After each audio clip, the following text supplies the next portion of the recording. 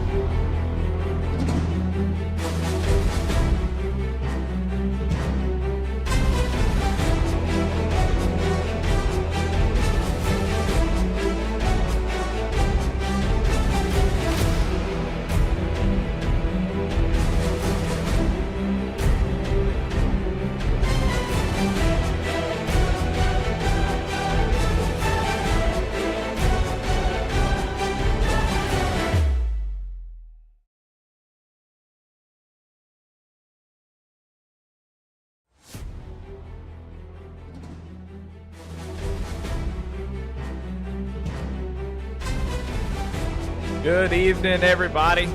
Welcome to the Apex E-Series Showdown here on V-Speed. I'm Eddie Smith. Glad to have y'all in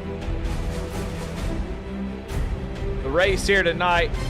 And we're glad to be here to get everything rolling here. Qualifying is underway as we get round number 13 here at Nashville Superspeedway. Apex Sim Racing Custom Gear. I want to thank them for their sponsorship of this series. Well, it has been an incredible season so far. Gateway was the last race, and man, race win number 8 for Jonathan Cofield. He has been just unstoppable in this series so far. We'll take a look at your point standings right here, and you can see just how dominant he has been. 8 wins out of 12 races, and he is going to go for number 9 here tonight. Going to have some competition, though. Garrett Kinder sitting there about 145 points back in second place, and it just gets worse and worse and worse from there. I mean, gosh, Cofield has had such a massive advantage. He'll have a lot of stage points, but that advantage will disappear just a little bit as we move into the playoffs. You can see a lot of guys in good position here. Daniel Cunningham there in 4th, but Charles Stevens right there in 3rd. Man, he has had a great season so far. But a lot of movement can be had. Somebody can go down from the bottom all the way to the top for the win here tonight. You got Ray Rogers here. He's back in 15th. He can make some waves here at Nashville. Definitely pretty quick. Jesse Whittington down there in 18th. He's got an opportunity to get a win. There's a lot of really fast guys here. Lucas Lyons sitting there in 12th in points. He is on the provisional pole at the moment. So looking forward to this one. I think this is going to be a lot of fun. Nashville is a really fun track.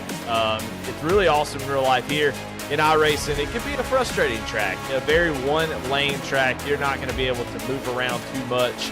It's going to be right there at the bottom, and it's momentum-based. You've got to keep the speed in the truck all the way around. But this new truck update with all the aero model changes, it's going to be interesting to see how that affects the racing here, and hopefully for the better. It's more difficult it is to race around the track and keep the tires under you usually provides pretty good racing. And we'll see how that plays out here tonight. 1.33 miles and 2.14 kilometers. 14-degree banking in the turns. So not as much as a normal 1.5 miler, but still enough to make this thing pretty quick. As Daniel Cunningham is going to go to the top of the board as he crosses the line.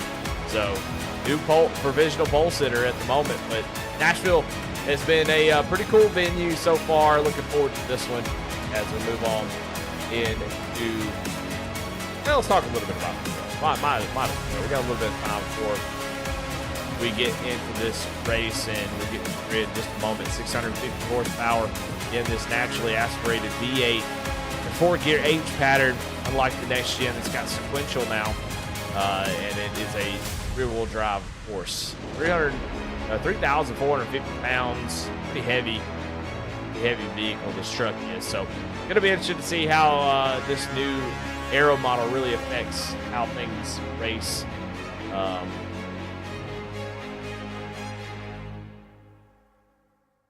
But just a couple minutes right now. Take a look. Take a look here at the actual provisional pole time. You can see Daniel Cunningham here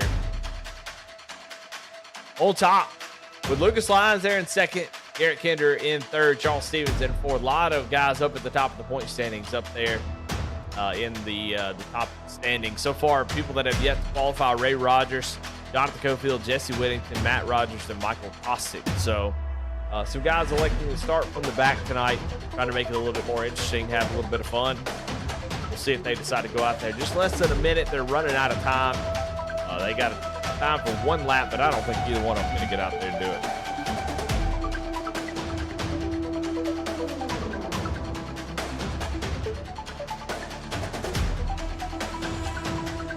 Well, I'll tell you what. We're going to jump right into the grid. I don't think anybody's going to be able to get out there and get this thing done. So starting on the front row for the Chuck Peg Leg Bowl Award is going to be Daniel Cunningham with a 30.499. The only driver in the 4th. He was boot scooting there to get that lap. That is really fast. And he'll have that coveted clean air out front for the start of this thing. Lucas Lyons going to start in 2nd, having also a really, really fast lap. Teammate took him at the very end there. Starting in row number 2 is going to be Garrett Kinder and Charles Stevens Jr. In 5th, Alan Nash and Alan Smith. A little group of Allens there, just spelled different. In 7th, going to be Josh Lokovitz. Aaron Adcock in the 8th position. In 9th, Tracy Passons with Chuck Peg Leg Phelps. Chris McLean in 11th. Tony Edgerton in 12th. 13th, Brandon Wallace. You got the guys who did not elect to qualify. 14th is going to be Ray Rogers. 15th, Jonathan Cofield, Jesse Whittington in 16th. 17th, Michael Kostick. And rounding out your field is going to be Matt Rogers. Let's take a look at our driver cams here. Who we got on cam? Well, we got Chuck Milton, we got Josh Lokovitz. He said he got a brand new camera. So we got that high definition Josh Lokovitz here tonight. And then you got Aaron Adcock there. Oh, got a little coughing going on. And Charles Stevens Jr. and Alan Nash. So appreciate these guys pulling their cameras in, showing what it's like. Everybody looks like they're ready to go. Lots of cold stares. There's a lot of looking off into the distance, heavy breathing, the whole 9 yards, and big smile there for Alan Nash. He's ready to go.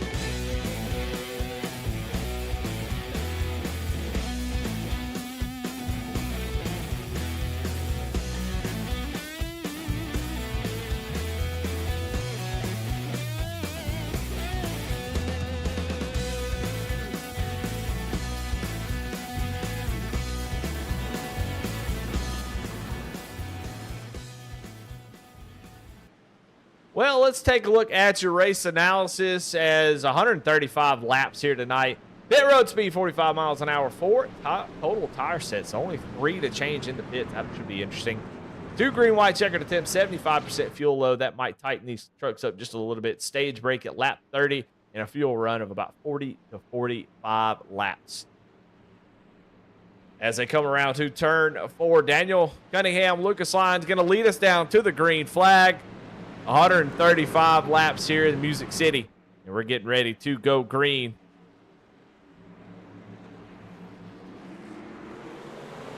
And green flag is out.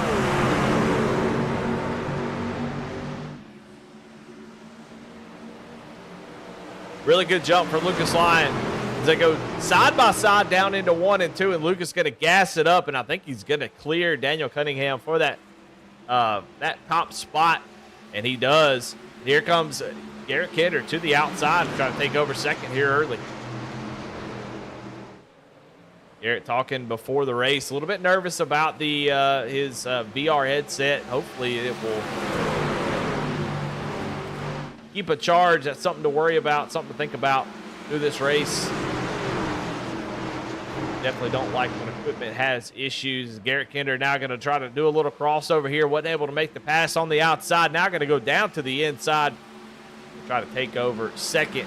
Daniel Cunningham starting on pole, but aiding back here. We'll see how hard he decides to fight or if he tries to fall in line here. But everybody being sort of aggressive here earlier. I like it. That clean air is going to matter. And you see Garrett Kinder knows that, trying to get that number 13 machine out front, get that clean air, as it might be hard to pass just depending on how everything kind of cycles out here. You can see Lucas really kind of throwing a block here early, just trying to make sure Garrett Kinder can't dive down to the inside. Kinder doing the best he can to try to get around the 48, but also he's still side by side with Daniel Cunningham.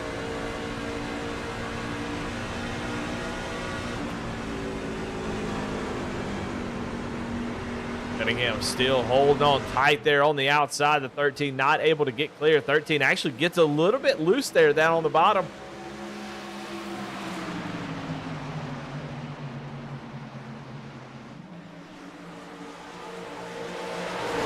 Still side by side. Look at Daniel Cunningham going by for the lead on the outside. That was impressive. Cunningham just goes around on the outside, takes the lead. He was side by side with Garrett Kinder. So Cunningham having a little extra in the tank there as the 13 now pushing the 48. These two right here in second and third, they know how to have a good time. They race hard, and both these drivers can wheel a vehicle on iRacing very aggressively, can make a lot of moves, can race really hard, and they have no problem trading paint. And both of them can be tempted to kind of drive a little bit too hard, I think, if you kind of push them a little bit.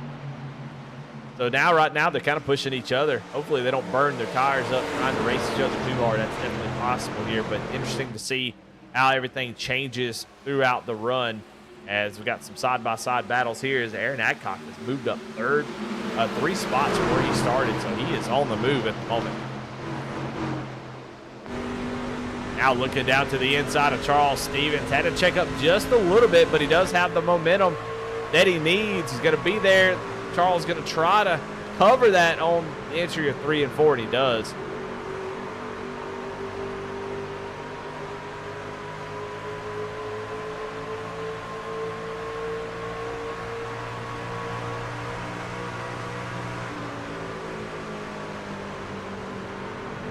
This track has always been pretty interesting because it's such a momentum track. You have to carry so much speed throughout the corner, and you can see Alan Nash side by side with Aaron Adcock.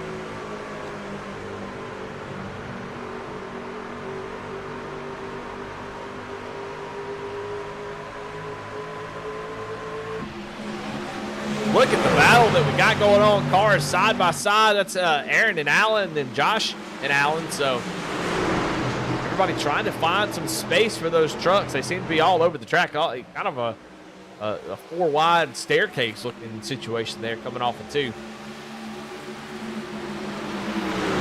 This track has always been all about turn 1. You want to get down that truck turn with the brake down into turn 1 and then get back on the gas and carry that all the way into turn number 3. That is so important that you nail that every single turn. It's so hard to do when you're side by side. But once you get out there, you get kind of free, like Aaron Adcock able to take over the 5th position. Well, he's had it. He's still taking it. And trying to keep that momentum up. Anytime you get side by side with somebody, it makes it very difficult. Keep that speed up, and you end up losing a little bit of ground. Oh my goodness, Tracy passes, gets into the wall, and Jonathan Cofield through the grass. Cofield starting all the way in the back. So everything he had gained, he's going to lose it here as he makes contact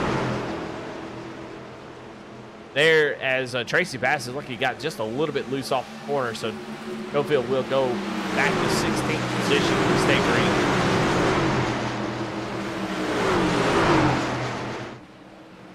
Got some drivers that I expect to see towards the front, especially by the end of this stage.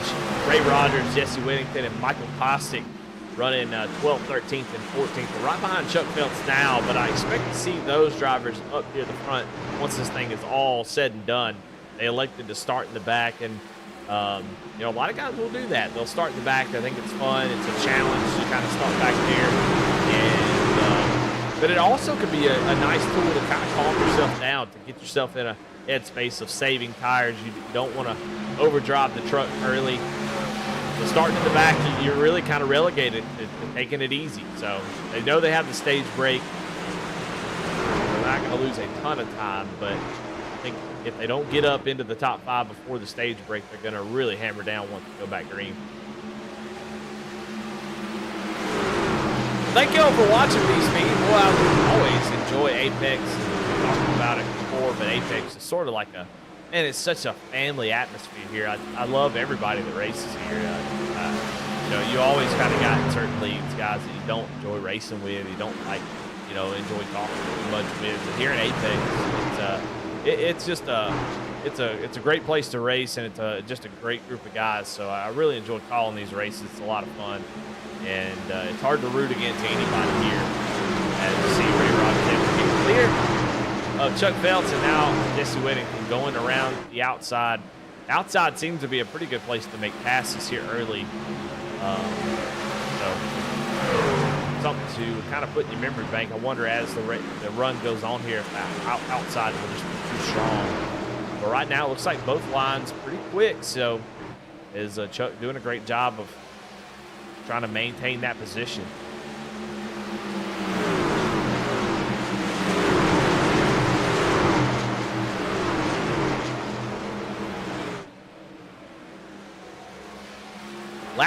Lap 15 of 135, still a long way to go. Stage break at lap 30, so stage points on everybody's mind. You want to try to get those if you can. Top 5 will get the stage points.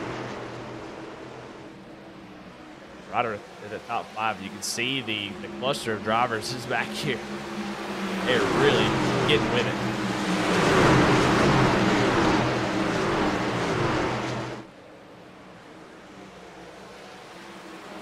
Oh, a little bit of contact, a little swirly out of Charles Stevens as Chris McLean trying to figure out what line he wants to be in. Kind of cut off Lokovitz there, trying to jump up to the outside. He is going to push Alan Nash into the corner. They make a little bit of contact, maybe a little bit of impatience going on out there. I know it's tough when two guys are side by side and you want them to, hey guys, can we figure this out? I got places to be.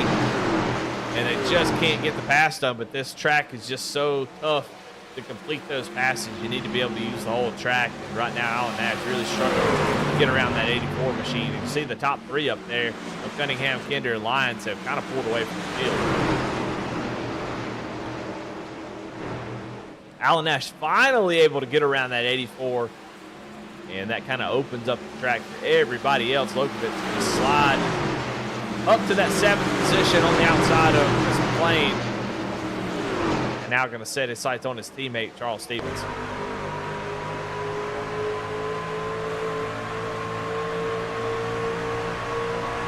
On board with Lokovitz here.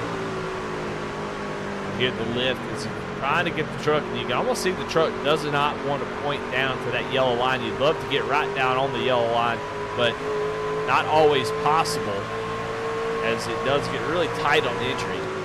In 3 and 4, you can really drive it down in there. You can see how he's immediately able to get down to the bottom as he's trying to complete this pass.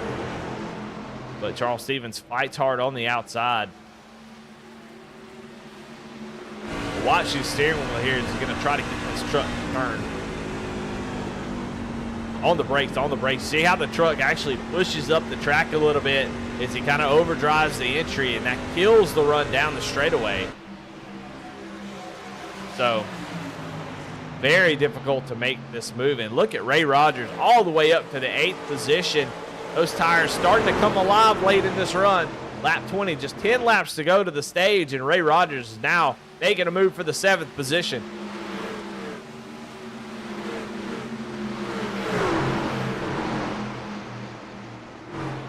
Charles Stevens fading here early, so might have put a little bit too much pressure on those tires. Something to think about for Charles. He's going to have to figure out what he did wrong and try to adjust that on stage number 2, because you do not get an opportunity. You don't get a mulligan after this stage. Only one stage here in Apex. It is important that you figure out your problems here early on lap 30.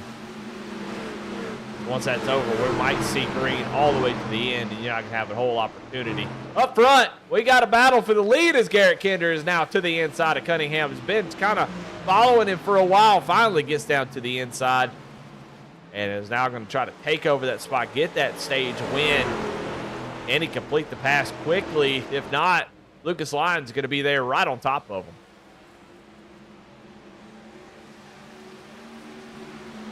Has a nose advantage down into 1.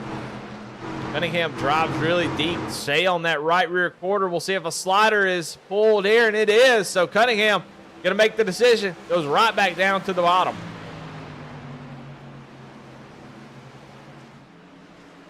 Now they swap positions. Garrett now on the outside, and he gets a fantastic run through the middle of 3 and 4, and he'll take over the top spot. Garrett Kinder takes the lead here on lap 23.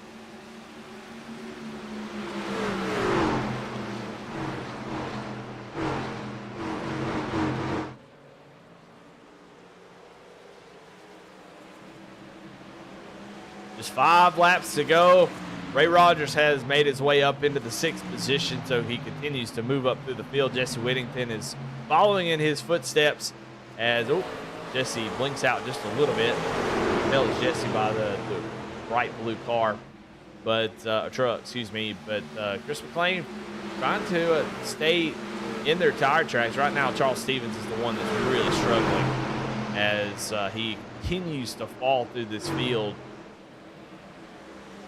Now down 5 positions. A lot of drivers here early. I don't know if it was intentional or if they just overdrove the truck early, but they are really falling. Alan Smith down 8 positions. Tracy Passons down 4. Chuck down 5. So we got a lot of drivers going forward and about the equal amount of drivers going backwards. Jonathan Cofield, after getting knocked down into the infield grass, is caught back up to the field and is now trying to make a move on Charles Stevens for the top 10. So Jonathan Cofield now has cracked the top 10. He's on his drive for 9 wins on the season. And until, I mean, as long as we got this stage break, Cofield is going to be a threat to win this race. Looks like there's a lot of fast fellas here, but he's going to have some competition. We'll see if they at least try to make it a little bit difficult for him. He has just really been lights out. I've seen Cofield be strong in a lot of leagues, followed him for quite a while, raced around him multiple times, always a fun guy to race with. But never have I seen him this dominant as he has been this season of Apex. It's been pretty impressive to watch. Very rare do you see somebody, especially with the guys we have in this series that are pretty talented. For him to have 8 wins is really unheard of. He's trying to get to the inside of the 5 of Chris McClain. Gets that, almost makes a little bit of contact there. Gonna dive down to the inside of McClain, gonna give him the bottom.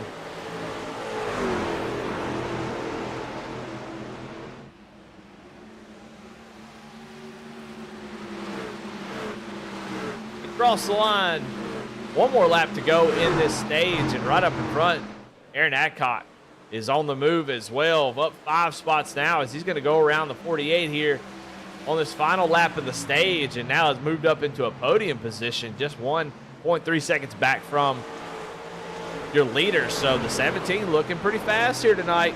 I think Aaron likes these concrete tracks, seems to really fit him really well, and it's showing right now as he's trying to stay ahead of these other guys coming through the field. Ray Rogers up to 6, Whittington up to 8, Cofield 10th, Costick up to 11th. And there you have it. Caution for the stage is out. Garrett Kinder is going to be your stage 1 winner, so congratulations to him.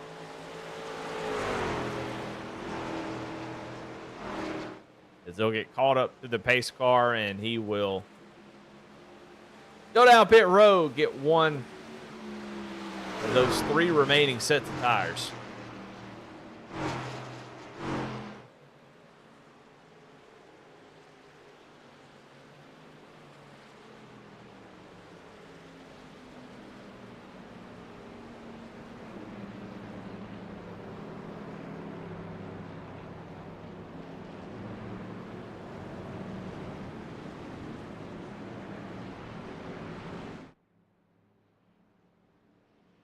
Well, as always in Apex, there's only one stage here in these races, so it is very, very important that you nail this pit stop here, as they're all going to come down pit road, get 4 tires and fuel. Really don't have another option, as this could be a long run to the finish. So you don't want to make any mistakes, no speeding. As if you have to go to the back, or if you have to come back down pit road, it could be the end of the race for you. This is very, very important to get this done. So Garrett Kinder going to lead them down to their pit stalls, and we'll see who wins the battle off of pit road.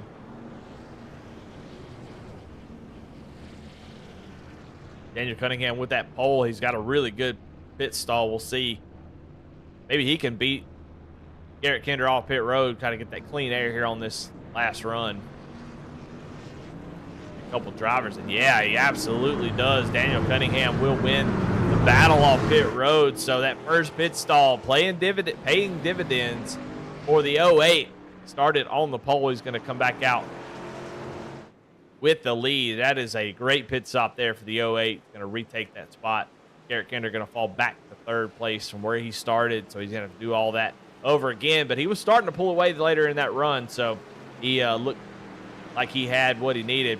Aaron Adcock goes from 3rd all the way back to 6th there on that pit stop. Had a 16.1 stop, so I don't know if there was some damage he wanted to fix. I don't know if he made some contact with somebody or the wall, but a pretty long pit stop there for the 17 machine, and he's going to lose a couple spots because of it. Now, same thing up front. Garrett Kinder had a 14.7 second stop where Cunningham and Lyons had a 14-second lap. So a lot of variance in pit stop times, and that sort of jumbled up the running order here.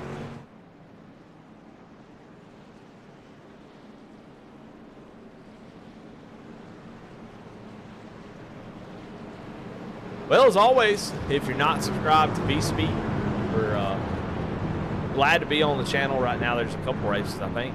USR is still going on.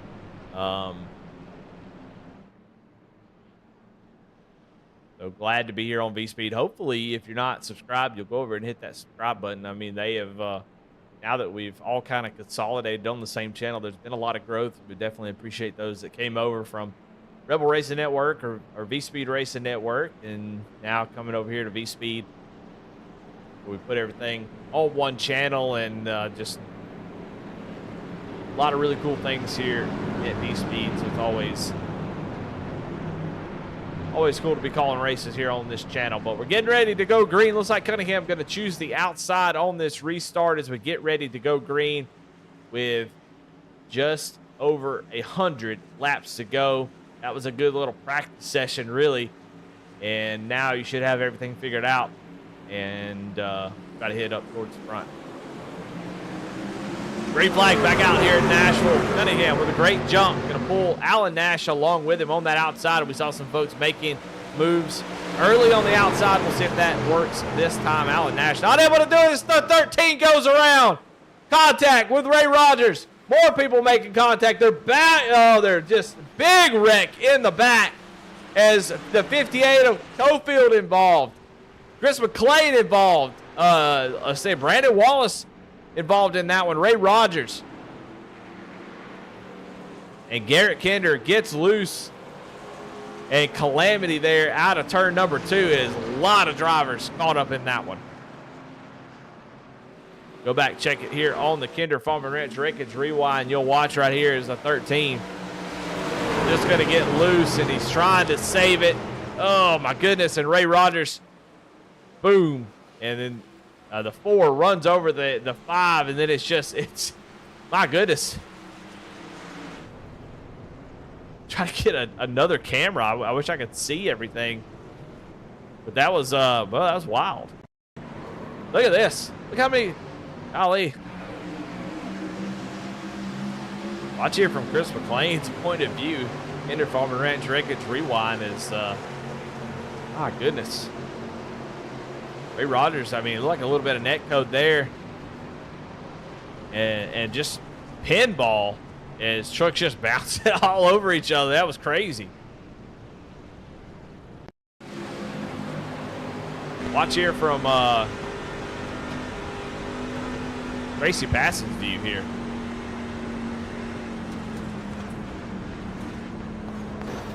Oh my God.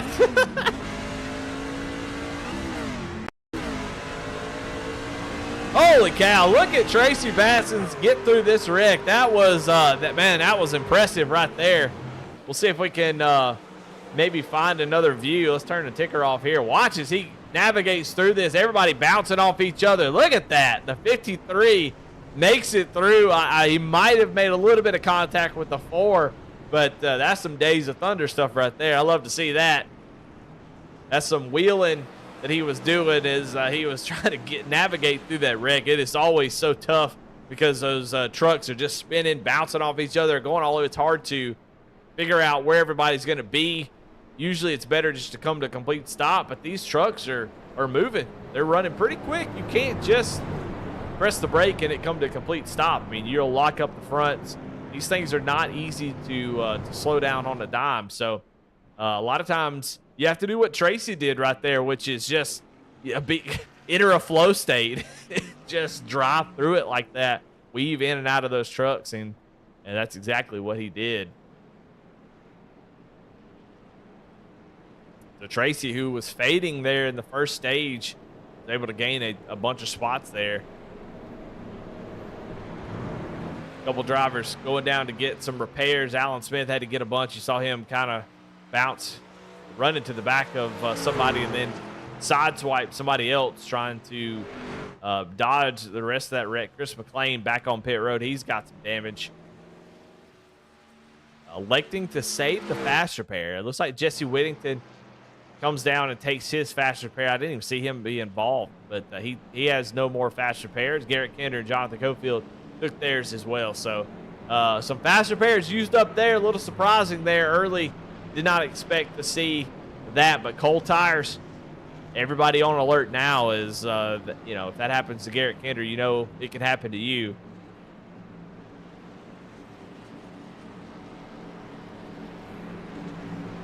Cole Tires just do not have the grip. Temperatures not where they need to be just yet. You have to give them a lap or so. So it is like driving on ice out there. But we're getting ready to go green here. Cunningham going to lead us down to the green flag yet again on that outside in that number 08 machine as they count down the, looks like they counted down the restart together, and Lucas got a really great jump. And they're going to be side by side going into turn 1.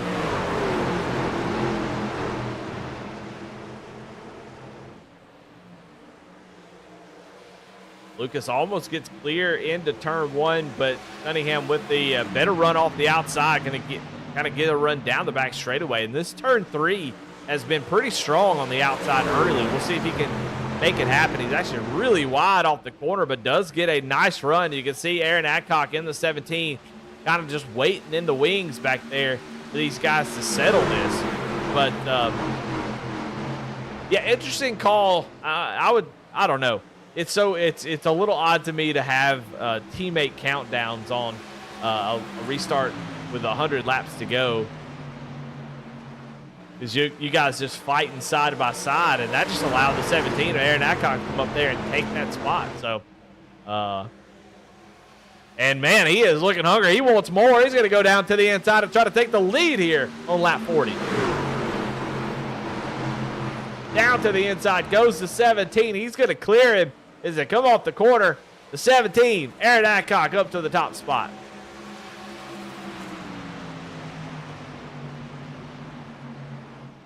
We saw some guys fire off early, and then Cunningham be pretty quick later in the run. So we'll see if that trend holds true. Maybe the 17, Aaron Adcock, he was really fast the whole time. So we'll see if he can get this clean air and take advantage of it and try to kind of drive away. It's so easy to be behind folks sometimes. I know a lot of times we talk about dirty air, but you know, when you've got somebody, a carrot to chase, you know, it's a little bit easier, especially on road courses. But here it's the same way. You got somebody to follow, you can watch their braking points, and then you get out front, and it's all about you. So you have to kind of set the pace. See, Cunningham still got plenty in the tank as he is holding real steady right behind that 17. Back here, we got Kinder going to the outside. He's got Jonathan Cofield behind him, following along behind him, and that purple truck is the number 4. Michael Kostick is Chuck Fick. Oh my goodness. Chuck Peglick-Phelps starting to fade here as he's kind of getting freight trained on the outside as Michael Kostick gets into the wall there. He's going to have to back up behind the 75.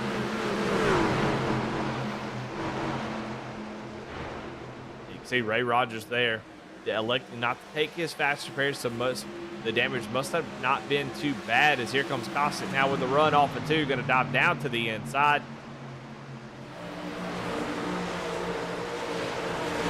Not quite clear just yet.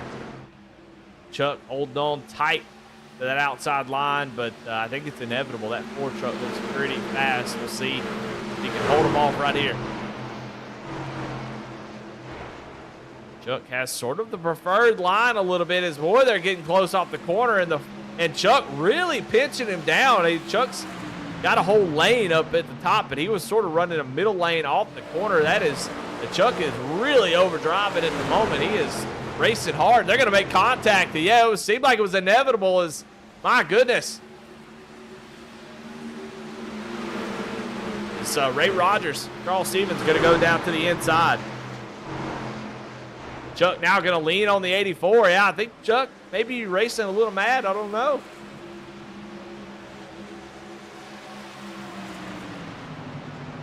Maybe tired of getting past. I understand that. The frustration kind of come out as just trying to maintain those positions. But, yeah, he was really being aggressive with that side draft down the middle line. leaning on that guys on the exit. Such a tough space to be. And they make a little bit of contact, cost it. Kind of gets the worst of it.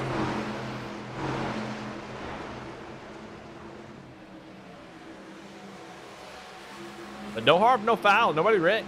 We still get going.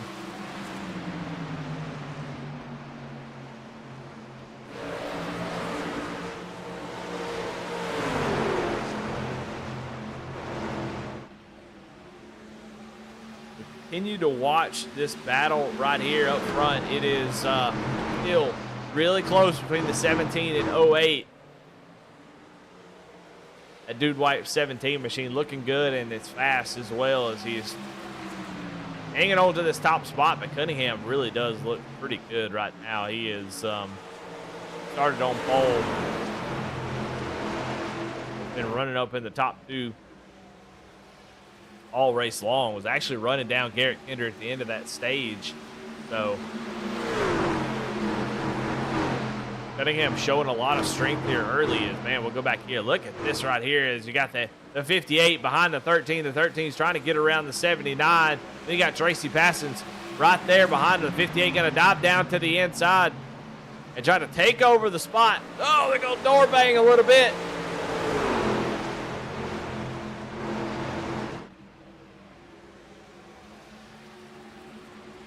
Down the front stretch, Jonathan Cofield has a slight advantage.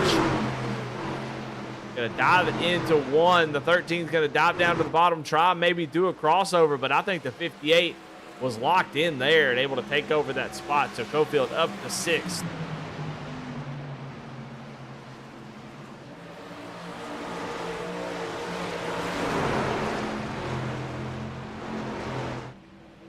It's a pretty good racing so far in this race, and just interested to see who's going to be able to get up to the front. These guys have started in the back, taking a little bit longer than I thought it would, this dirty air, and maybe the handling of these trucks making it difficult, but slowly but surely Cofield's working his way back up towards working his way up to the front. He's never been up there yet, so now gets to the inside of Josh Lokovitz for 5th place. He's just 1.5 seconds off the lead.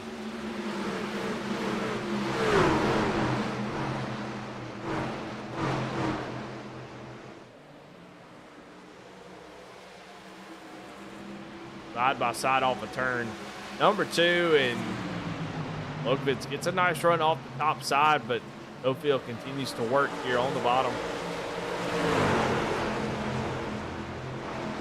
A little bit of loose condition out of the 58 there. He gets a little sideways off the corner, and that's going to allow Lokovitz to take that spot back.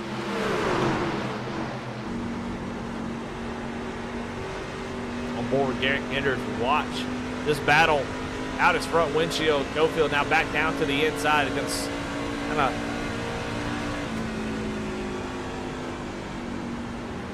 a little okey doke down the back straightaway, but he is down to the inside yet again. Lokovitz going to have the better run off the outside.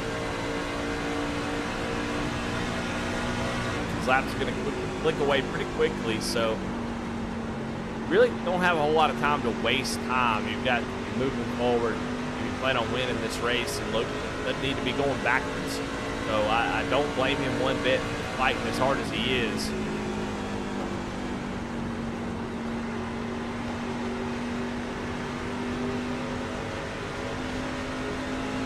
Cofield doing a great job of battling here down on the bottom. Being patient, just taking whatever he can get there on that bottom line. Bill Lokovitz either overheats his tires, gets out of the groove, makes a small mistake, and the 58 can, and there it is right there. It gets loose off the corner, and the 58 capitalizes. The 13 going to go around along as well as maybe the 53. So Lokovitz, one little bobble, might lose 3 spots in one lap. We're going to make contact with the wall as Ender was definitely in front of him. Like he maybe thought he was going to have that outside line, but Ender was ahead of him. And now Lokovitz might lose even more spots as now Ray Rogers is going to look down to the inside.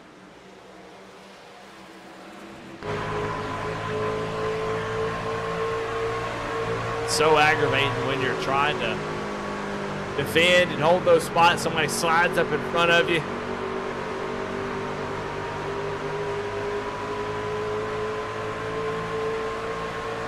It feels good just to run into the back of them. I'm not going to lie. When somebody does a nice slider on you, you got that big outside momentum, and you just kind of run into the back of them. It does feel good. Good way to get some frustration out. But right now, it's all about Aaron Adcock now out to a 0.57 second lead. That's half a second over Daniel Cunningham, who had kind of run him back down. But, man, I tell you what, Adcock saved his stuff, and after 24 laps on this run, he is starting to pull away.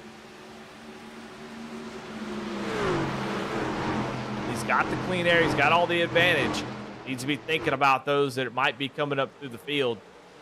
Make sure he saves enough tire to be able to hold those guys off. But look at this battle here for second. Cunningham now falling back into the clutches of Lucas Lyon, who is trying to hold his own against that 27 of Alan Nash. Alan Nash gets up to the outside, trying to sneak up there, but Lucas gets a little bit better run there. Allen gonna have to fall back in line.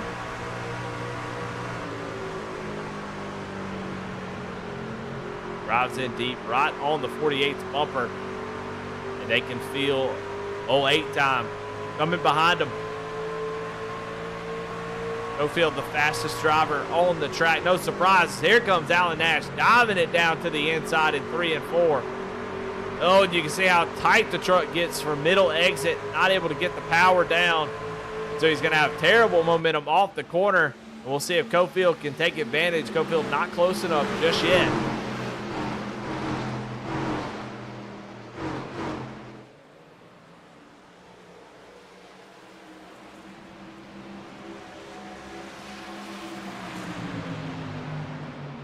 But a four-way battle for second. That's what we love to see.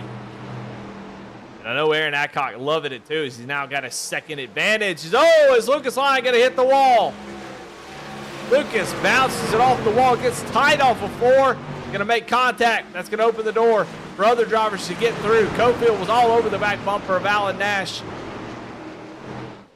Is Alan going to try to hold on to this third place position, but Cofield is coming. That time by, he was the second fastest driver on the track. Aaron out front was the only one quicker.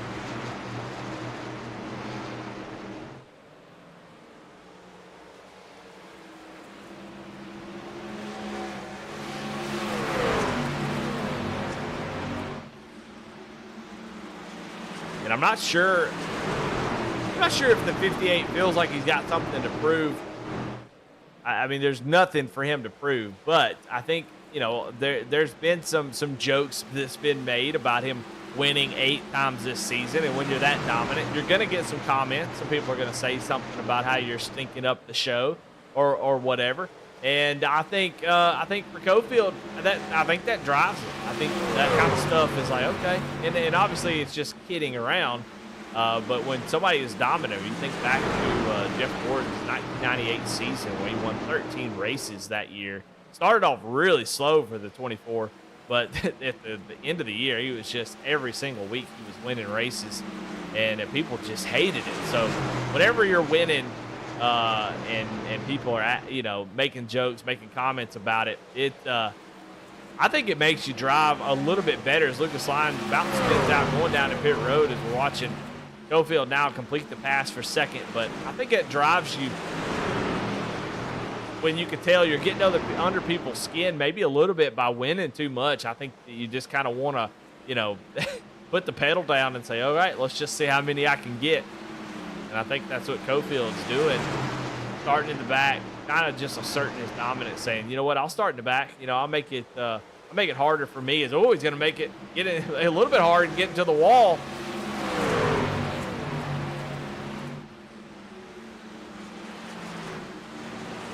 Going to have about 1.3 seconds to run down. Aaron Adcock is, like I said, Lucas Lyon has come down pit road. And he is coming out now. 4 tires and fuel going to be for that number 48 machine. So he's going to do a little short pitting. Likely going to have to make one more stop, as the fuel run was right around 40 laps. So we're definitely in the window for a one more stop race. So we'll see if anybody else decides to come down pit road. Now, as far as the lead goes, Aaron Adcock was about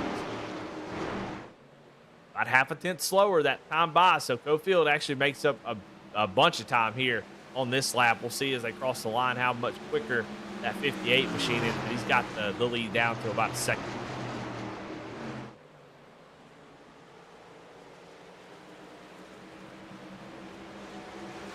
Cofield gets a little bit loose off of 4. They cross the line. Yeah, Cofield was about 0.3 of a second faster that time by. Cofield was actually 0.2 of a second faster than anybody else on the track. So he is rolling right now. No surprise out of that 58.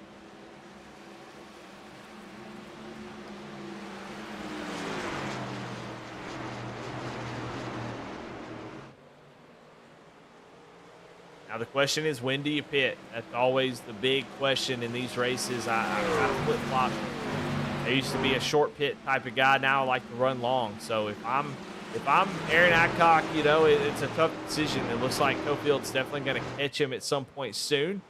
But they are running up on a fuel run. So, you know, if I'm Aaron Adcock, if he gets to me or passes me, I come on down pit road, try to short pit him by maybe a lap.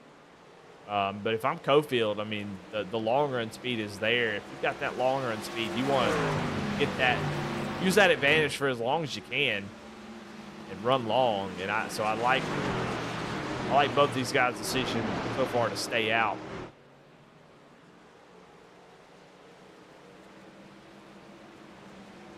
Back here for third place, Alan Nash is going to go down to the inside. Cunningham starting to fade just a little bit here at the end of this fuel run.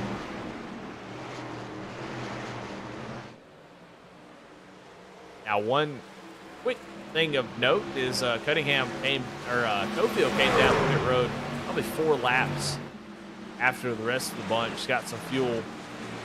So he'll be able to go a little bit longer than the rest of these guys. So, Garrett Kinder also in that same boat. I think Cofield will be able to put that pressure on. But I think Aaron's going to be coming down pit road pretty soon, along with the rest of these drivers. Here comes the 08 of Daniel Cunningham trying to stop the bleeding. Really good job of getting down to pit road speed. We saw Lucas get a little bit loose, almost spins it out, able to get down on pit road. But here comes the 08. Make his stop, and then Alan Smith going to come down pit road as well. He is running in the 15th position. Had a great start in 6th, but just has faded back here on this run.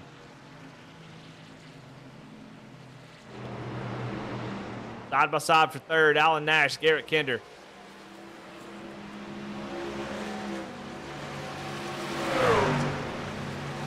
Cofield now just within 0.3 of your leader. He's had the toughest road to get up here to the front as he started in the back, got mad, they went through the grass, was caught up in a wreck, and before lap 75, he's going to be on the back bumper. Aaron Adcock, the leader, go for win number 9.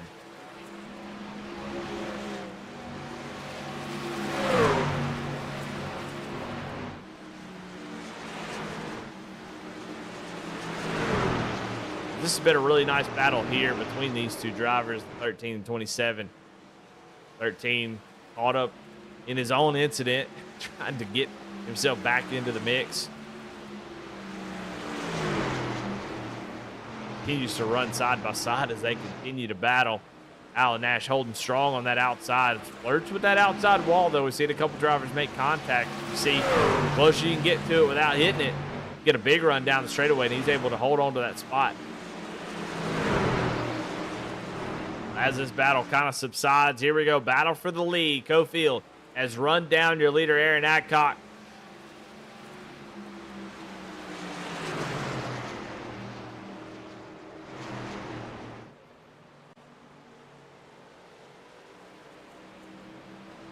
Cofield gets a nice run off of turn 4. It almost looked like the 17 was going to go down pit road the way he was looking. How good of a run the 58 got there, and you can see, man, he has got so much more speed than the 17. The 17 trying to do a little blocking, try to stop him from being able to get around him. We'll see if that 17 comes down pit road right now. Be a good spot to do it, but it looks like he's going to stay on track and try to hold off the 58 for as long as he can.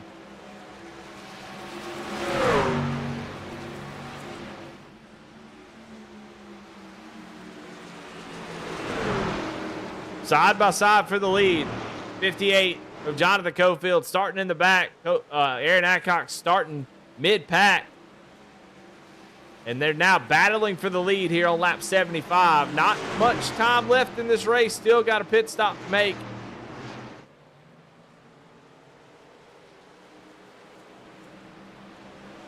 Actually got a couple pit stops. And Jonathan Cofield will take over the top spot as he gets around him on the outside. Finally completes the pass. So the 58, Jonathan Cofield takes the lead.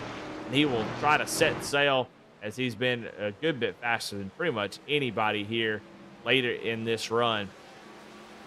Aaron Adcock on lap 44 of this run, so expecting him to come down pit road at any moment.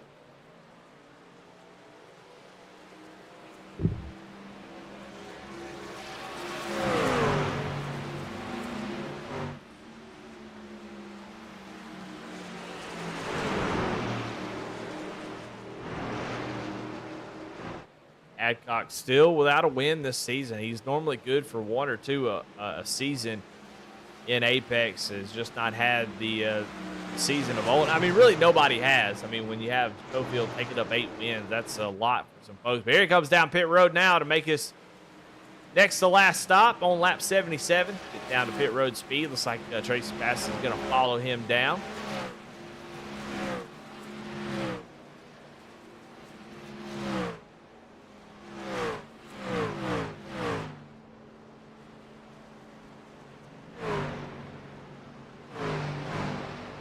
Miles or 45 miles an hour to get into your pit box. And see the jacks go up on the right side, on the left side, and we'll see when Cofield decides to come down pit road. He's going to stay out as long as he can. Like I said, there's really no reason for Cofield to come down. He's so much faster at the end of that run. He's got the clean air now. He can run it all the way empty. He has been faster. When you're faster than everybody, you can stay out on track, and it's not a big deal. Right now, if a caution comes out, he's going to be in a great spot. And, you know, if he goes down pit road and a caution comes out, he's still in a great spot. So it's really, there's really no reason for the 58 to come down pit road any sooner than when he's on fumes. So I expect to see that continue. He's got a 4.7 second lead over Ray Rogers, who is still out on the track.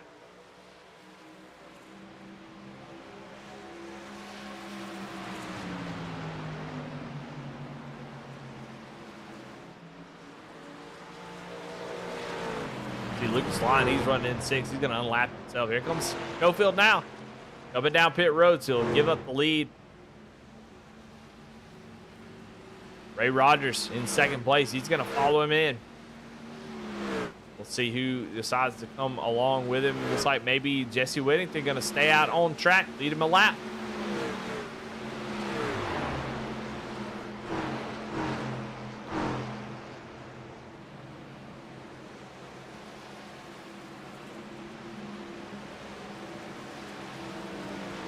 Just 2 drivers left to come down pit road. Jesse Whittington and Brandon Wallace running 1-2.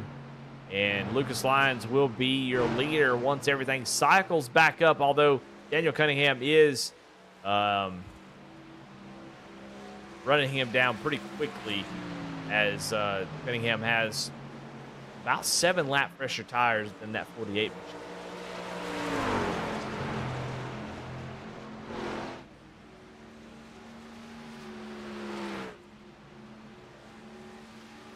So those undercuts look pretty good right now. Cofield is some 27 seconds back off of the leader now. That's not a good representation. He's about 10 seconds back from the lead. That will be of Lucas Lyons once everything cycles around. So he's got about a 10-second gap to the lead. But he's got about 18 lap pressure tires, so that should carry him pretty far. So we'll see how quickly it takes for him to get back up there. But he should be able to make quick work of these guys in front of him, as everybody in front is going to have older tires, and his will just keep getting better and better as it's those plateaus that I always talk about where the tire wear falls off and the grip levels fall off pretty quickly. So if you're these drivers, though, who went long, you don't have a whole lot of time to waste. You really have to set up those passes, make those moves quickly, because right now Aaron Adcock is running in 8th. He is he's up ahead of Cofield, and he can drive away if Cofield's not able to get by these fellas any quicker. Cunningham gets around Lucas Lyons. Lucas, like I said, did a really massive undercut, taking advantage of those tires, but he is going to be on the defense for the rest of this run. I like a little short pitting, but it kind of makes you short pit again. You'll have to do it twice. You definitely don't want to run long after short pit. You're only going to get eat up by everybody. So if you make this work, he's going to probably run another 10 to 15 laps and then come down pit road again early, I think, and run along that final stage and just take advantage of it. I don't know if it's going to fade a lot. He actually blinks out completely.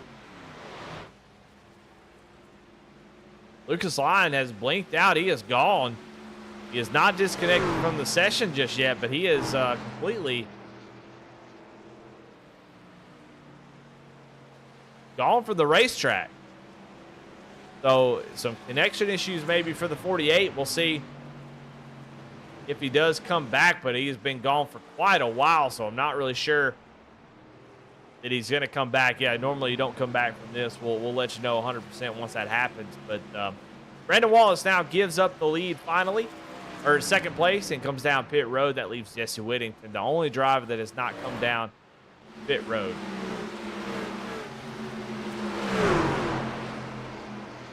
Field checking on Cofield. He's now up into the 7th position, making quick work of both of those drivers. Now Aaron Adcock's back bumper of the 84, Charles Stevens. Jesse Whittington now finally coming down pit road to make this stop. And this is going to be your lead battle likely as this continues on. And Lucas is not disconnected just yet, and it hasn't dropped him, but he is definitely not come back on the track. So there it is. Connection loss due to upload, packet loss. So connection issues for Lucas Lyon, going to ruin a really good run. That's a bummer.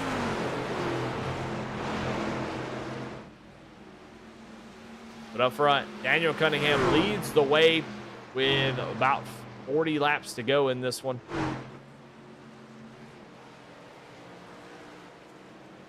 And we're right down to the final. The window's open for this final stop, so we'll see how these guys who did a little short pit, what they decide to do. I mean, obviously, if they run it all the way out, Cofield and Aaron are going to run them down eventually. The tire difference is going to be too strong. So I'd be interested if they don't put a little bit of pressure here. Those guys just came down pit road, so they can go a long, long time. So if you come on down pit road now, you either force their hand to kind of equalize the tires, or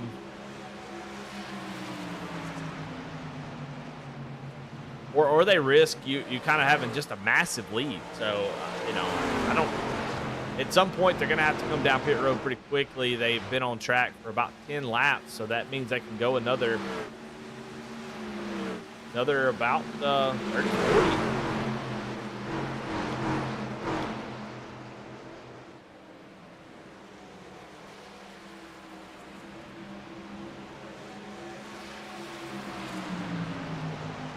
Yeah, I don't know. I think as soon as that window's open, if I'm one of those guys that short pitted about 20 laps ago, I'm going to come on down pit road, get my final stop, and really put the pressure on these guys, because if they stay out so long, we almost got a 3-wide situation here as Aaron looking down to the inside of Garrett Kinder. This is all a battle for third place. You can see Cofield there trying to go to the inside, maybe make it 3 wide, but not really a gap there at the moment. So the 58 is sort of boxed in here as they go down into turn 3.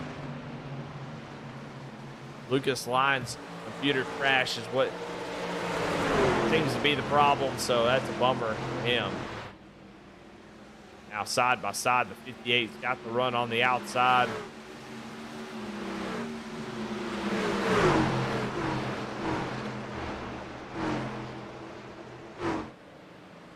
Yeah, at this point, if I'm Josh Lokovitz or Daniel Cunningham, I'm coming down pit road now. I'm coming down pit road right now. I'm going to get those fresh tires. I'm going to go back out there, and I'm going to try to put the pressure on these guys to come down pit road themselves and see if I can make it work. Right now, I mean, it's only a matter of time before Cofield gets back up there, takes that spot. I want to see if anybody's going to try anything crazy here to try to get this win. Because right now, I mean, the 58 is just, I mean, he's playing with his food at the moment. I mean, just to put that truck wherever the heck he wants with those fresher tires, and he's really not being challenged hardly at all.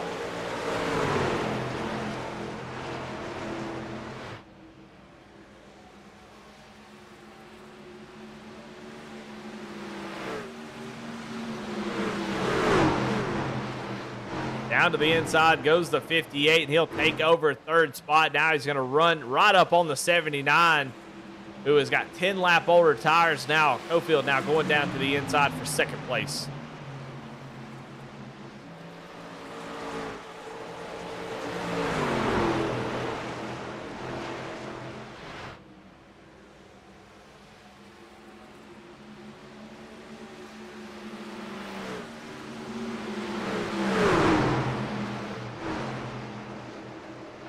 Now they're going to be side by side for third as Garrett Kinder with the older tires trying to hold off these fellas with the newer ones. Not able to hold off that 58 at all, but the 17 hadn't been able to get around him as quickly.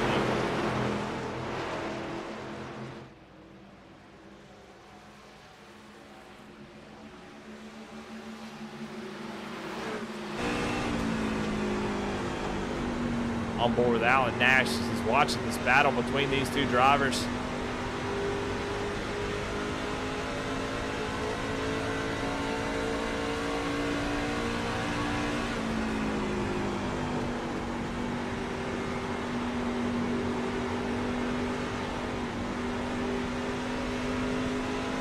Alan Nash trying to sneak up to the outside, not able to do it.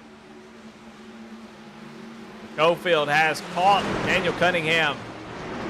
Tire difference too strong. 58 drives right down to the bottom, and there's nothing that the 08 can do as the 58 gets around,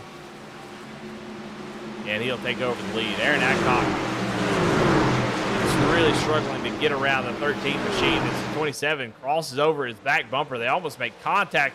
The 27 almost makes contact with the wall. There's some really good racing going on right here.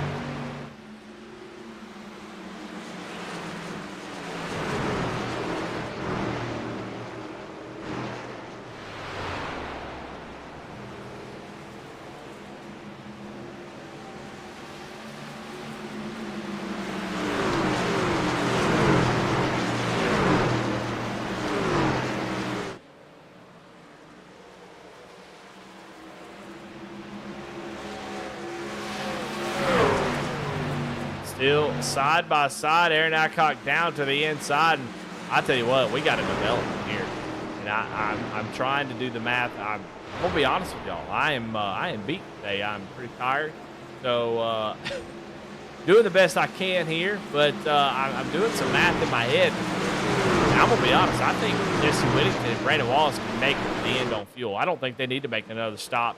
Speaking of stops, the 08 of Daniel Cunningham doing his best Lucas Lyon impression, feeling maybe he's missing his buddy as he really slides it on pit entry. And he's going to make it down on pit road. He's going to make his final stop. But I think Jesse Whittington and Brandon Wallace, I think they can make it the rest of the way. They last pitted 12 laps ago, and that is definitely, they definitely have the ability to make it to the end. So right now it's just a difference of whether or not Cofield, who's coming down pit road right now, only 20 laps on this set of tires, that kind of made him come on down pit road. But we're going to find out. That's going to be interesting. I think that's a new development that didn't consider. Jesse Whittington, Brandon Wallace stayed out for quite a while, almost 50 laps there in that last green flag run. So they can definitely make it on fuel. And I think Cofield maybe knows that and come down pit road and say, you know what, I need to come on down now because I need to be able to run those guys down. As he comes down and takes, it looks like he might have taken just 2 tires there just to get enough fuel to make it to the end. So this is going to be very, very interesting as Jesse Whittington is quite a bit of ways away from Jonathan Cofield. So this has really changed the complexion of this race. Aaron Adcock's going to have the lead as everybody kind of senses what's going on. Brandon Wallace is also in that boat, although Cofield able to get around him, so Brandon might be saving a little bit too much.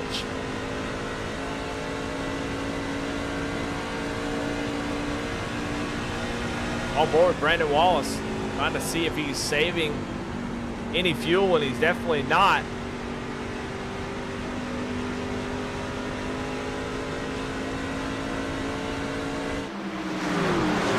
Cofield was able to get around him, and right now the question is Jesse Whittington. Can he make it the rest of the way on fuel? And I think he can.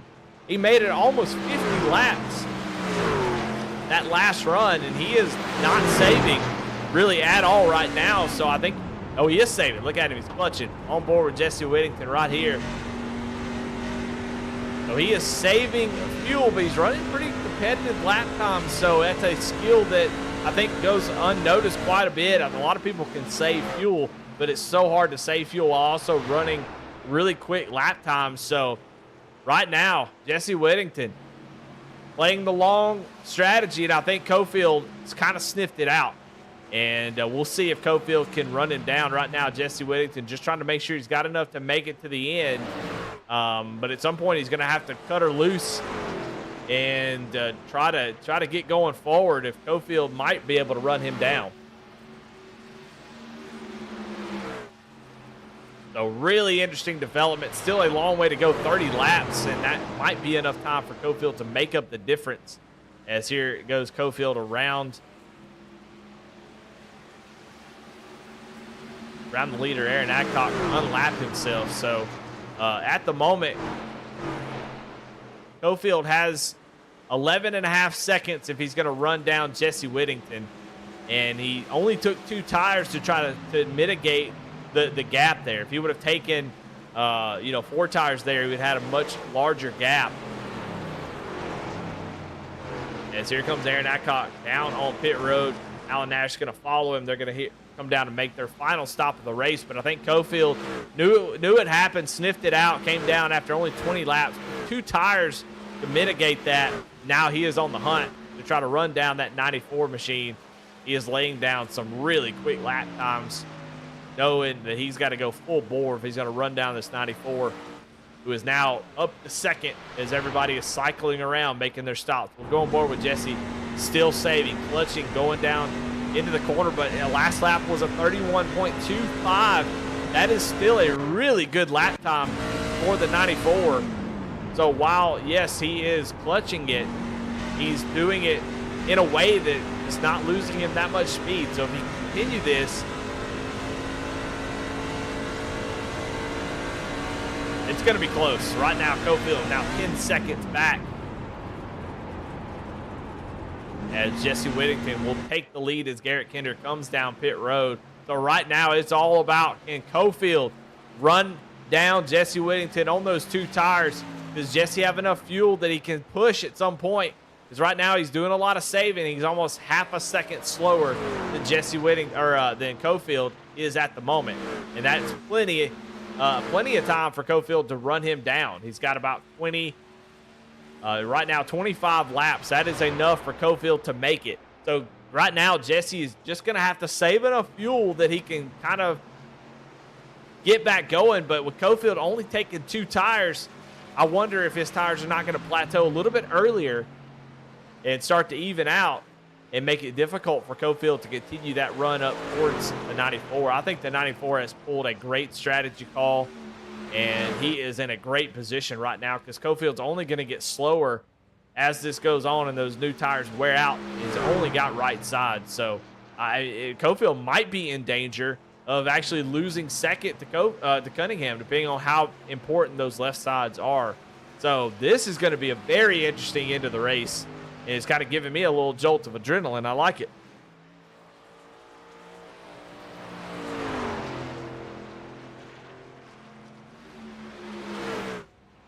Well, the lead is now down to 8.4 seconds here as Jesse still starting to pick up the pace. No clutching this time. Although that truck looks really tight off the corner. Can't be doing that. Cofield can outrun that, that's for sure. And Jesse not clutching anymore. Maybe he feels confident that he can make it the rest of the way.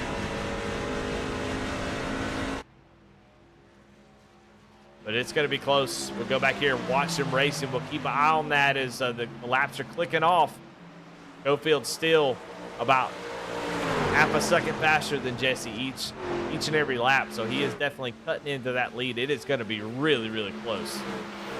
Kostick moves past the 79. He'll take over the 4th position. Kostick saw him a couple times beating and banging with Chuck Phelps, and now here he is in the 4th position.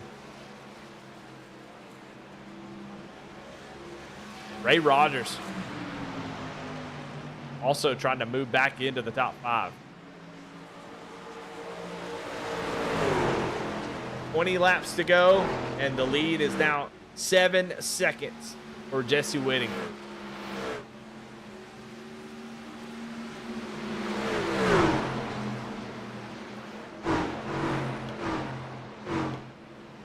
And Cofield running faster than everybody behind him with 4 tires. He is definitely scooting at the moment. Kostick, the only person that's really close to him that last lap. So, I mean, I'm telling you, Cofield is giving it everything he's got to run down this leader. Now 6.5 seconds, 20 laps to go. And unless there's some pretty big fall off here for Cofield or Whittington kind of can pick up the pace. I mean, Cofield's going to get up there to him. It's just how much time is he going to have? It's going to be close. This is interesting. I've said this probably 5 times. I am repeating myself over and over again. Well, one of your leaders, Aaron Adcock, who pit 7 laps ago, ran long here. Now tries to complete his drive up through the field. That's just under 20 laps to go. And he's got Josh Lokovitz, Ray Rogers right in front of him. 17 has been fast all night. I think he's got what it takes to get back up there. Maybe even to a podium position, so we'll see. Well, Daniel Cunningham not able to eat into that gap between him and Jonathan Cofield. I thought maybe those 4 tires would make a difference, but it looks like Cofield able to really make those 2 tires work, as now the gap between 2nd and 3rd is 4.3 seconds, but the gap between 1st and 2nd now down to 5.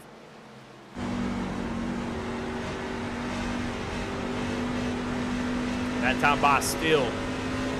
And actually, Jesse Whittington had a terrible lap there. As now 8/10 of a second was grabbed off the gap there. As now it's down to 4.6 seconds as they go down into turn 1 and into turn 2.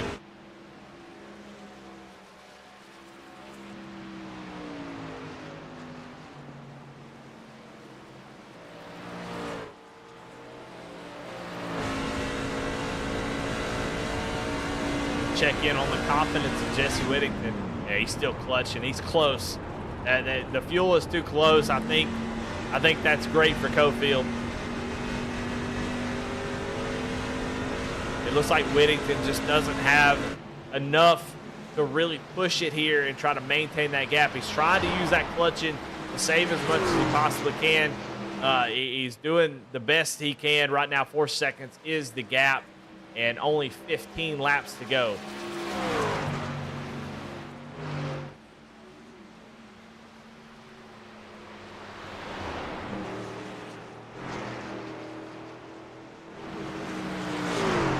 Still kind of waiting around to see if we see any yeah, I don't know what I'm saying at this point. I'm all delirious, but 0.6 of a second faster that lap. Jonathan Cofield is now down to 3.4 seconds.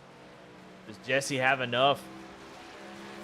At some point, he's gonna have to save enough that he's gonna have to get on with it and try to push this 94 machine as fast as he possibly can to try to hold off that 58. But every single lap, Cofield able to continue to eat through that gap, and you can see Alan Smith starting to run down the 94. That's a little concerning because Alan Smith's been on tires for 14 laps, so you kind of want the 3 to get up here and get around you and just go on so you don't lose any more time. As the 94 makes a little bit of contact with the wall there off of turn number 4. Tires are starting to equalize. Jesse Whittington at 31.818. That time, Jonathan Cofield at 31.4. So only a 0.4 of a second gap here as here comes Alan Smith down to the inside. And like I said, if you're Whittington, you're wanting the 3 just to go on, make the pass. Don't spend a whole lot of time here. Don't hold me up. 3 not able to do it. Going to run side by side. That is good for Cofield. Cofield loving it.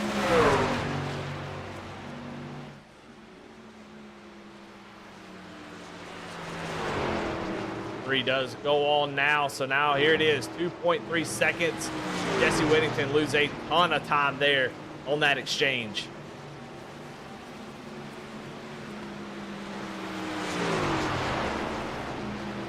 Twelve laps to go. What does Jesse Whittington have left? He's blinking all over the place. Hopefully his internet can hold out.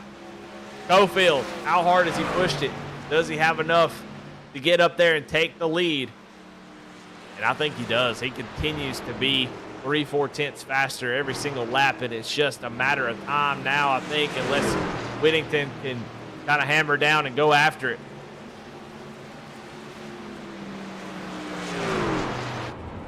He's still clutching it. It's going to be very close for the 94 machine. If he's still clutching it with 10 laps to go, I think he's going to be too close to really fend off this 58. I think Cofield's he's well within striking distance. The 95 or 94 is still saving fuel with 10 laps to go. I think that means that Cofield's got what he needs to go up there and take the lead. That time by a little bit less than 0.4 of a second faster.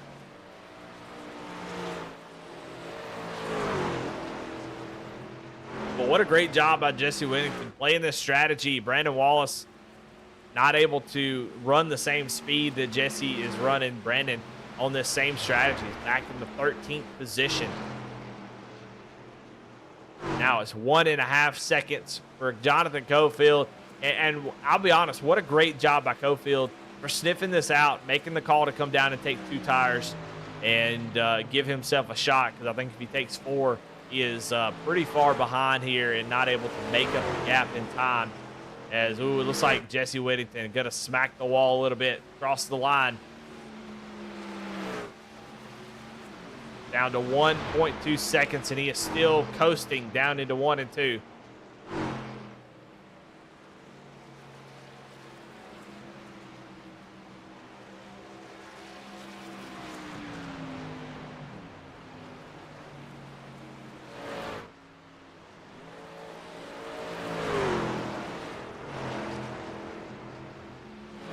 Go back here. We got a 3-way battle. This is for 3rd place.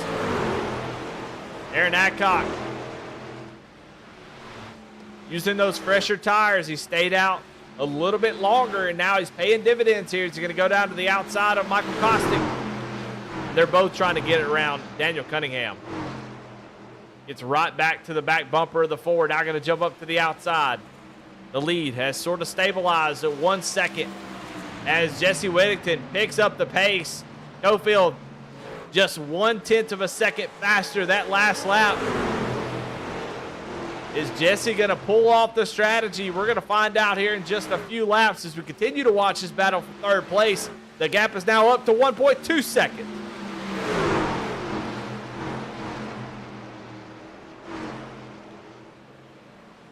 Aaron Adcock going to make it 3 wide. Says, I got the fresher tires, boys. We got to go. Going to go down to the inside of the 4. The 4 going to hold him down there on the bottom as they continue to run 3 wide. The 4 is going to slide up in the middle of the corner. The 17 now going to be side by side as Alan Nash joins the party as we've got a 4-way battle for 3rd place.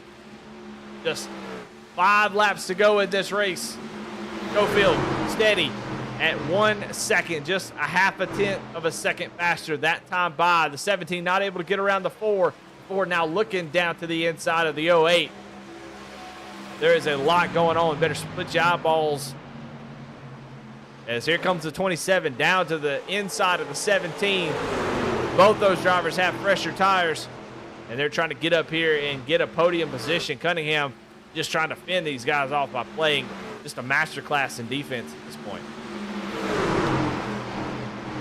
At some point, we're going to have to jump off of this as Cofield now has gained 0.2 on Jesse Whittington. Does Jesse have enough to make it to the end? Cofield now has eaten into that lead now 2.5.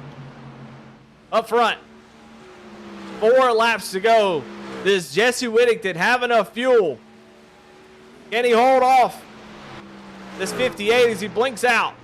We go back to this battle. It's still a 4-way battle.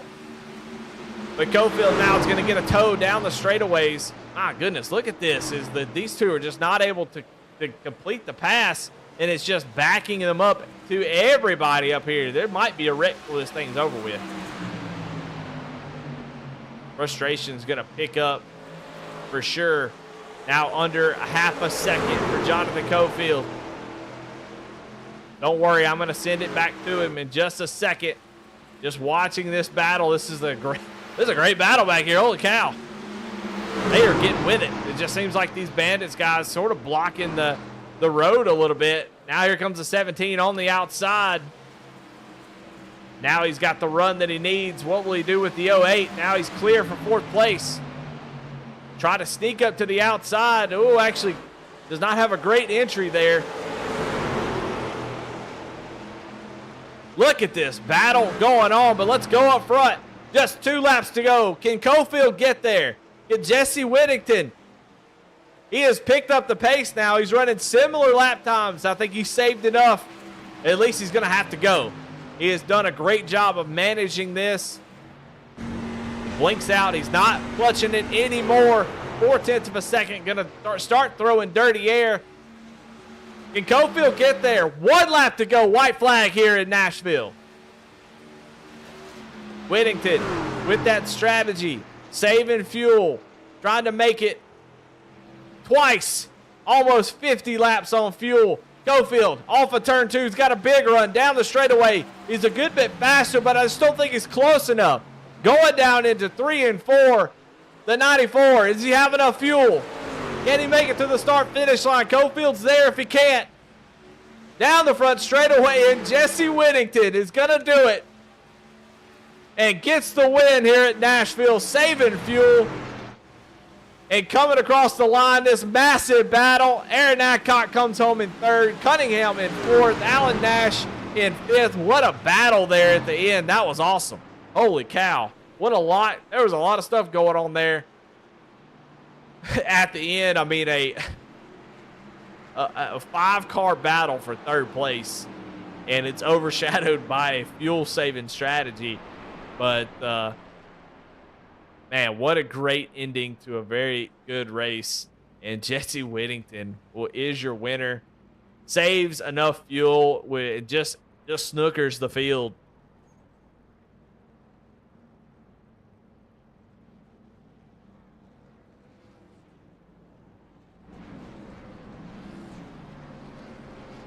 Gonna do a little bit of burnouts here on the front stretch at the start-finish line. And maybe he can. He might be out of fuel here, and I think he is. I think he ran out there trying to do donuts. And, man, what a race. That was awesome. So we'll get these interviews, get them in, see what they thought about the race, and we'll get y'all out of here. And I'll tell you what, we'll take a short break. We'll be right back.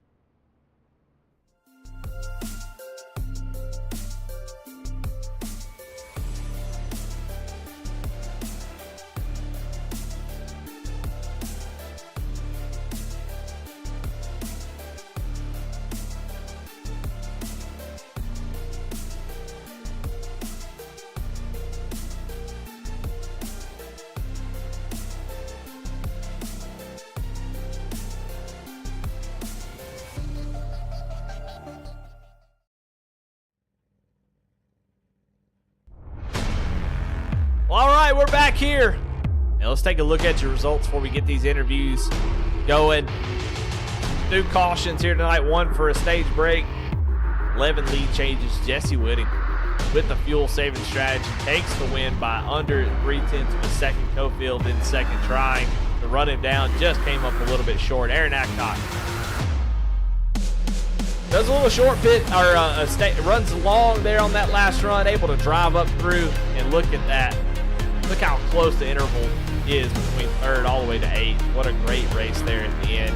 Daniel Cunningham comes home in 4th. Alan Nash in 5th. Michael Kostick in 6th. Garrett Kinder in 7th. Ray Rogers in 8th. Josh Lokovitz in 9th. Chris Plains, didn't talk about him too much. He comes home in 10th. 11th, Carl Stevens Jr. Tracy Bassett in 12th. Alan Smith in 13th. Brandon Wallace, who tried the same strategy, is going to come home in 14th. And Chuck Phelps is going to be in 15th. Tony Edgerton 16th. Lucas Lyon with that disconnect in 17th. Matt Rogers in 18th. Well, let's bring your winner in here and talk to him. That was, man, what a great strategy. It took us a while to kind of see what was going on. It took me a minute before I realized what was happening. And then once we did, man, it was awesome to see how that played out. Let's talk to these drivers, see what they thought about the race, and get their opinions. And we're going to start here with Jesse Whittington. Jesse, this Eddie in the booth. Got a copy? I got you, brother. Well, how about that? That was, yeah, I mean, you snookered the field and had a little fuel-saving strategy. Started in the back, was trying to work your way through the front. Did you know you were going to do that fuel-saving strategy? Is that something that you kind of did an audible there, middle part of the race, and decided, you know what, I'm gonna go for this? Oh, absolutely. I came down to pit with 1 to go after that last caution, and I even told, I was in a voice chat with Lucas Lyons most of the night. I told him, I was like, dude, you do whatever you want, but I'm gonna try to stretch it and only make 1 stop out of this. And not gonna lie, Cofield definitely made me nervous, but God bless him. I'm just happy that it worked. I'm excited right now. It's been quite a while.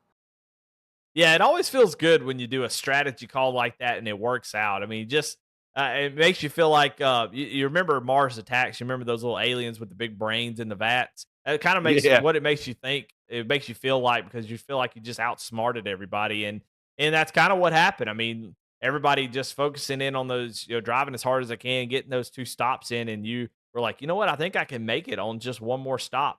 And I don't know if Cofield sniffed it out, figured out what was going on, or if maybe I sniffed your strategy out when you were doing it, and I said it on the broadcast, so maybe you heard it from me. I don't know, but he comes down pit road after just 20 laps on those tires and comes down and takes 2 to try to mitigate that, and just drove the wheels off of it, trying to get caught back up. Now, I know you were watching it, and you could see him coming, and you were clutching it up to the point where he was under a second. How close? Obviously, I don't think you got to do any burnouts because you ran out of fuel. How close were you on fuel, and what point did you decide, okay, I got to go? I ran out on the back stretch on the cool down lap. But yeah, I mean, to be completely honest with you, the way I saw it, everybody else in the field was going hard on brand new tires, those last 25, 30 laps or so. So, like, even if we had a caution late, I had a full set sitting in the pits ready to go.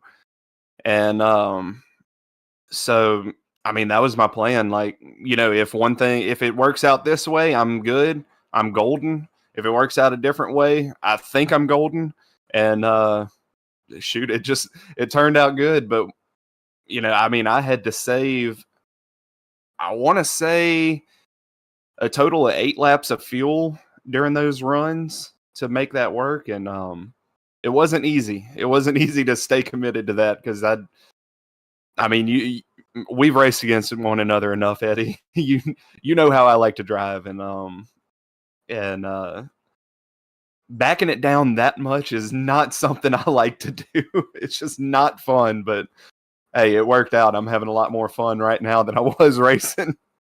Well, this track I think is actually a great track to try this on because you don't ever have too many opportunities to be full throttle. Just the way the banking and the track kind of flows, you have to kind of be off throttle for quite a while, and so you took advantage of that by clutching. Using that time to clutch and actually were running pretty competitive lap times when you made that stop and you were saving fuel. But Brandon Wallace, who finished 14th, he was doing the same thing, was running so far off the pace though that he ends up way back in the field. But I think it's actually a pretty good testament to your skill of being able to do you save fuel but also run pretty competitive lap times by using that clutch and down in the corner. And I think this track is very good for it. So I think a great job.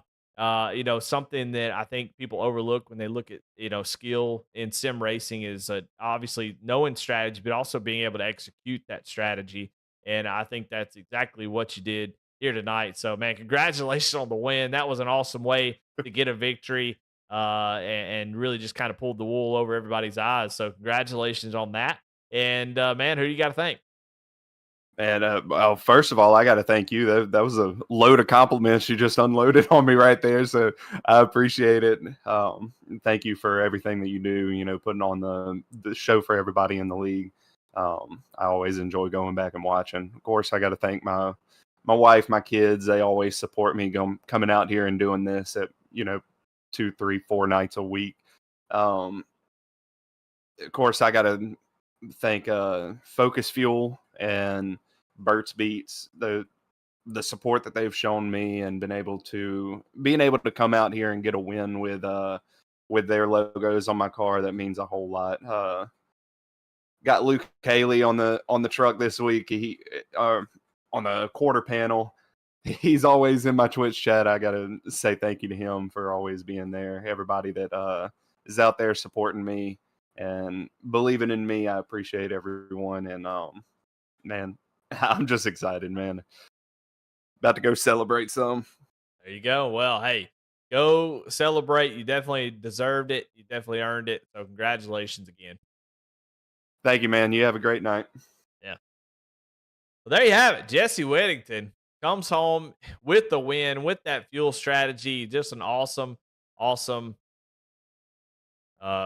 situation here. Is we have to blinking out here, trying to get on Cofield. We'll get second place, Jonathan Cofield, into the booth. Cofield, that was what a race. A lot that you had to deal with there. You were starting in the back, came up through the field, made some contact, went through the grass. I think you were caught up in that big wreck at some point. Then drove all the way up to the front, and it looked like you had control of the race. And I know just by your final pit strategy there, you realized you were losing control at some point, and you made the decision to come down. When did you know that, oh gosh, I've got to make an audible here? Yeah, kind of figured out Brandon Wallace and Jesse was saving fuel, but Brandon finally pitted, so that kind of left Jesse to save fuel. We wasn't gonna make it. I still needed 3.5 gallons to be able to make it to the end. So I figured lap 100. I told the guys, I said, I'm gonna jump in and get me 6 gallons and put 2 right sides on it. We're just gonna see what happens. Well, you were able to run him down for a little bit, and you were cutting 0.6 a second or 0.6 a lap off of that gap, and you got down to the end. I think he just saved enough he could start pushing it. With those 2 tires, it seemed like I thought maybe you would lose some spots because of those 2 tires, but it seemed like the truck was pretty dang fast. Tell me about the handling of just having 2 tires there at the end. Yeah, for the first 10 laps, I had to really tippy toe. It was loose as heck. But after I got some heat in the tires, I mean it was a little loose still. Seemed like I was on like 52% on the brake bias with the right side tires. Putting the brake on, it actually felt like I maybe down to 50. I mean, it freed it way up on brake. But yeah, I think not taking the lefts hurt me. Taking right sides when I got to him, it was pushing so bad. I was hitting my mark every time trying to get on the white or on the yellow line, and right there toward the end when I'd get on the gas, it just go right to the wall, and I was having to let off of it and stuff like that, keep from hitting the wall. But yeah, it handled good, handled better than I thought it would, but they just finally gave out. Yeah.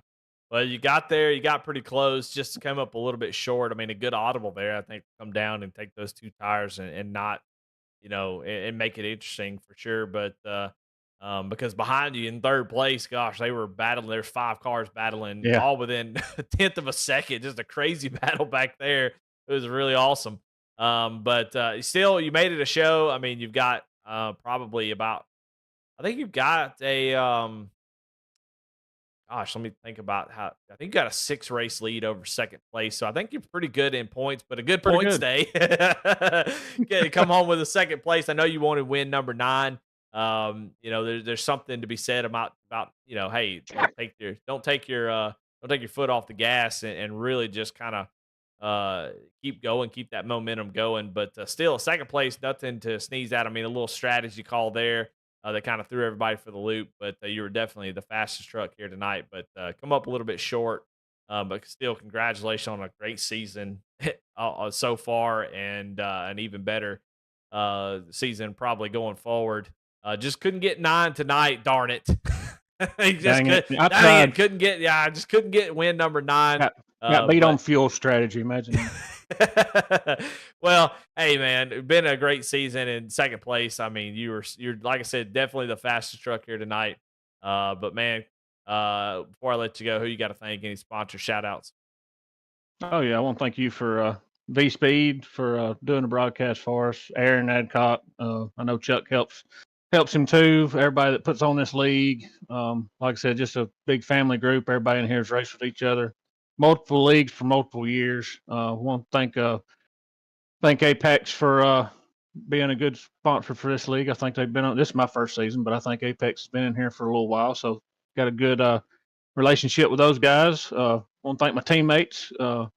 Had Daniel and Kostick in here tonight. They were talking about having a caution there toward the end because they was all about to wreck. Glad that didn't happen. But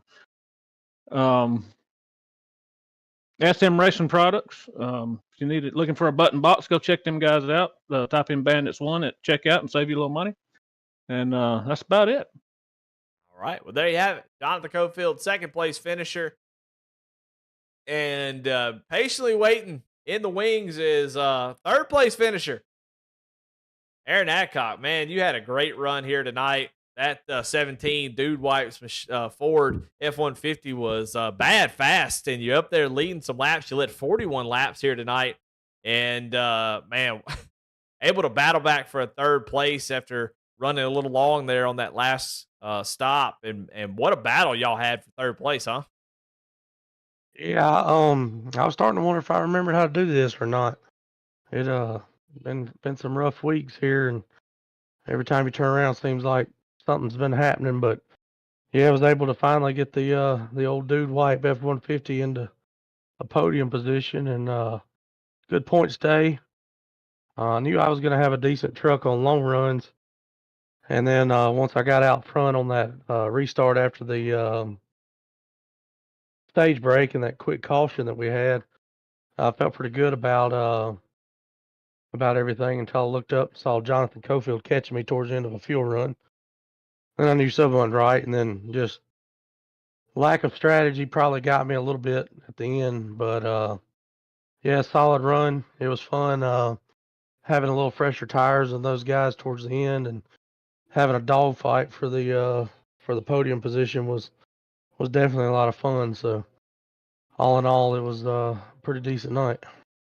Yeah, concrete seems to be a pretty good surface for you. What do you think it is about concrete that just kind of lends itself to you running well pretty much anywhere we go?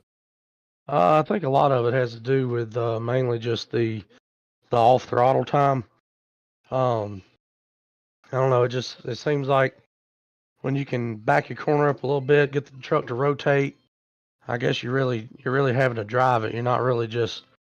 It's not a throttle game, as far as who can keep the most momentum and stay full throttle the longest. And I don't know. It just tracks like this where you gotta work the gas a little bit. They kind of fall into my wheelhouse. Dover's concrete, and I love that place. And this track doesn't really drive like it, but it's just a lot of characteristics in this track that kind of, it benefits somebody for being patient and when to get back on the gas and when not to, and all that kind of good stuff. So I guess that's just kind of what, is exciting to me about concrete tracks. Well, man, tonight you had a fantastic run. Like I said, it's always good, whether or not you win or not, to get up there leading laps. And it's not like you led laps during like green flag cycles, or you went up there and took the lead and led. And that always got to feel good, even if you don't win, to get that type of, have that kind of speed when you come to the track. So, man, congratulations on that third place. Who you got to thank here tonight? Just my family, all my teammates at Poman Motorsports. Lost my grandmother back in April, and I've had her on the truck ever since. And just been trying to get this thing in a podium position. When I was out front leading, I kind of felt like it might be the night and to at least win one. But I'll take a podium. So it's I know she always enjoyed watching my races and tuning in and listening to you and watching this every Thursday. So just miss her and glad we could put the truck on the podium tonight. And so I'm gonna give this one to her. And that's all I got, man. All right, well, there you have it, Aaron Adcock with a third place finish. And man, that will do it for us here tonight. Man, what a great race. I mean, I was worried how this thing was going to turn out here early. Is once Cofield got out front, I thought, oh man, here we go. I don't know if anybody's got anything for him. And then we had some tricks up our sleeve. We had a great race for that third place at the end. Great driving by everybody to keep it together, race hard. Man, just another reason why Apex is one of the best. What a great finish, man. Just love this series, and it's a great win there by Jesse Whitten. I want to thank Apex Sim Racing Custom Gear, apexsimracing.com. Go check them out if you need a button box, any kind of sim rig equipment, they got it. Go check out Jimmy there. He's got some. So let's take a look at your schedule. We have moved into the final little stretch before the playoffs. We got just 3 races left in this thing. Pocono next week. Then we got Lucas Oil and Richmond, a couple shorter tracks to set the field in the playoffs. And it is getting down to crunch time. Cofield solidly in. Garrett Kinder also pretty solidly into the playoffs. Daniel Cunningham after tonight, a lot of really good. Cunningham moves up a spot, drops Charles Stevens down to 4th. Michael Nash in 5th. Aaron Adcock with a great finish, good points line. Like he said, comes home in 6th. And Brandon Wallace, Alan Smith, Josh Lokovitz, and Tracy Passons are your top 10 in points after tonight. So these guys back here, Charles, Chuck Phelps, Lucas Lyons, Michael Kostick, who has a win, so he is locked in. Matt Rogers, Ray Rogers, those guys are going to have to find a little bit extra to try to get into the playoffs. So lots to talk about over the next 3 weeks. It's going to be a really good run to the playoffs. Then we hit the playoffs, Milwaukee Mile, Bristol, Kansas. Just a great stretch of tracks. And then, my goodness, Martinsville for the cutoff of the championship. That is, Lord, who did that? I'm going to have to talk with the boss man about that. That is going to be an exciting race for a broadcast. Maybe not too exciting for the drivers. That could be a wild one, but that's what we love here on V-Speed. Well, y'all have a great night. I'm Eddie Smith. We'll see y'all next time. Thank you to Aaron Adcock, Chuck Phelps, those who do all the work over here at Apex. Jimmy over at Apex Sim Racing Custom Gear. Adam Baker, Bradley Cooper over at V-Speed. Thanks for all they do. Thank y'all for watching. We'll see y'all